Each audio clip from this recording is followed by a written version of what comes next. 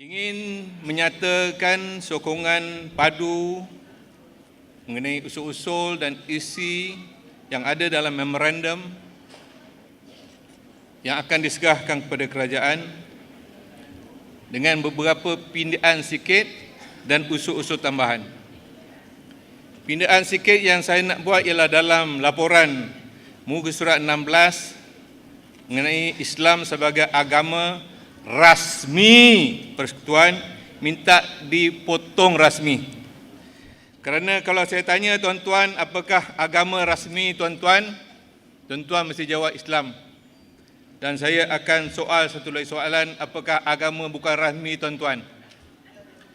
Jadi kita tidak mengamalkan seperti mana yang disebut oleh Ustaz Hasan Basri pagi tadi.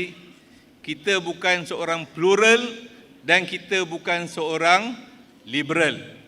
Jadi kita mesti dengan tegas dan nyata mengatakan Islam itulah satu-satunya agama bagi persekutuan dan Islam itulah satu-satunya agama negara kita.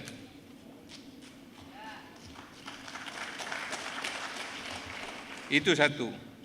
Yang keduanya yang kita bicara dan banyak dilaporkan dalam memorandum itu ialah mengenai dua faktor yang penting.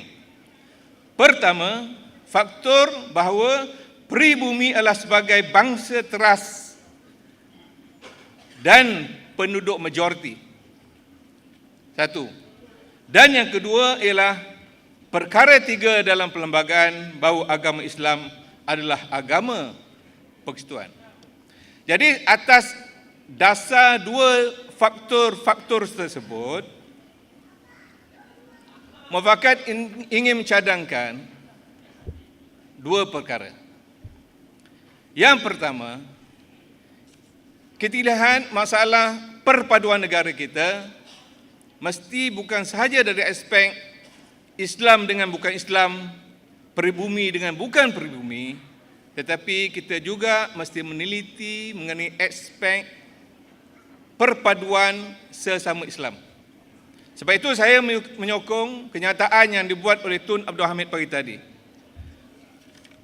mengenai pentingnya PAS dan UMNO. Kalau tidak mereka bersepadu, tetapi mesti wajib bagi mereka untuk bekerjasama untuk memperjuangkan Islam dan hak Melayu. Dan saya difahamkan bahawa usaha-usaha untuk PAS dan UMNO bersama dalam beberapa aspek, usaha ini mesti diteruskan sehingga terjalinnya kerjasama yang padu di antara PAS dan UMNO dalam menyatukan umat Islam yang sekarang ini sangat berpecah dalam isu-isu yang kadang-kala kecil-kecil. Furuk bukannya usul. Itu yang pertama. Dan yang keduanya, saya ingin membawa usul. Dan usul ini pun banyak telah diketengahkan dalam banyak-banyak forum. Iaitu agar di bawah perkara 3 Perlembagaan Persekutuan dinyatakan secara tegas dan ditarifkan Islam. Kerana kita lihat sekarang ini semua orang mengaku Islam. Perlis pun kata di Islam, Selangor pun kata Islam. Tetapi Islam bagaimana? Sebab itu kalau kita lihat 2 hari lepas Mufti Perlis mengatakan yang madat diharamkan di Perlis. Ya, kita lihat nasyid sekarang ni popular, ya madat, ya madat. Satu ungkapan kita mentawassul dengan Nabi SAW untuk membantu kita. Dipilih haram. Selangor membuat keputusan bahawa Bible yang mengenai kalimah Allah diserahkan balik kepada gereja. Padahal fatwa menyatakan bahawa kalimah Allah dan juga dalam enactment tidak boleh digunakan dalam apa-apa penerbitan sekalipun di Selangor. Jadi di mana silapnya? Sebab itu walaupun dalam Perlembagaan Persekutuan Perkara itu menyatakan bahawa Islam itu sebagai agama persekutuan, tetapi tidak ada pentakrifan. There is no definition. Oleh demikian, saya mengusulkan agar kerajaan mengambil langkah untuk mentakrifkan Islam dalam perlembagaan seperti mana yang sepatutnya. Kita lihat dalam dunia Islam dah memang cantik dah. Kalau kita lihat di belah-belah Afrika, mereka Ahlussunnah wal Jamaah, akidah Ahlussunnah, Maturidi, pegangan fiqahnya Maliki.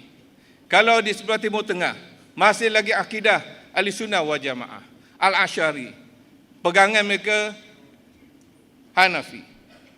Di sebelah buna India dan Pakistan, Ahlussunnah wal Jamaah, ada yang Maturidi, ada yang Al-Asy'ari, tetapi pegangan fiqh mereka Hambali. Dan di sebelah timur ini, selama beratus-ratus tahun kita berpegang dengan akidah Ahlussunnah wal Jamaah, Al-Asy'ariyah dan mazhab Syafi'i. Perpaduan yang berlaku di Malaysia beratus-ratus tahun tidak mencetuskan sebarang huru-hara di kalangan umat Islam kerana akidah kita benar, betul dan tepat. Sebab itu kita mesti menegaskan kembali bahawa Islam sebagai agama persekutuan mestilah berpegang kepada ajaran Ahlussunnah wal Jamaah, yang akidahnya akidah Al-Asy'ari atau Maturidi dan mazhab Syafi'i. Penegasan ini perlu supaya tidak berlaku pertelingkahan di kalangan umat Islam sendiri. Kita lihat sekarang ini, mereka yang menganut akidah Salafi pun mengata mereka Ahlussunnah wal Jamaah.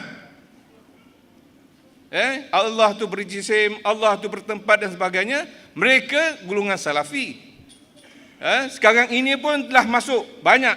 Kalau kita lihat 2-3 hari lepas, Syekh Nuruddin dalam Radio Aikim pun menyatakan Malaysia ini jangan dijadikan daulah Syi'i dan daulah Salafi. Kerana jikalau ini berlaku, kita duk cakap tentang perpecahan antara Islam dan bukan Islam, pribumi dan bukan pribumi, kita tak mahu nanti terjadi Malaysia seperti mana yang berlaku di Syria ataupun di Iraq ataupun di Mesir ataupun di Libya. Pertelangan antara Islam dan Islam, tetapi yang merosakkan akidah sekarang ini, yang merosakkan keteraman sekarang ini ialah kumpulan Salafi militan Wahabi. Oleh demikian, Malaysia mesti jelas menyatakan bahawa Islam sebagai agama bagi persekutuan dengan takrifan yang betul. Jadi dua usul yang saya ingin membawa selain daripada apa yang saya sokong dalam perkara yang dibentangkan dalam memorandum itu. Wabillahi taufiq, wassalamualaikum warahmatullahi wabarakatuh.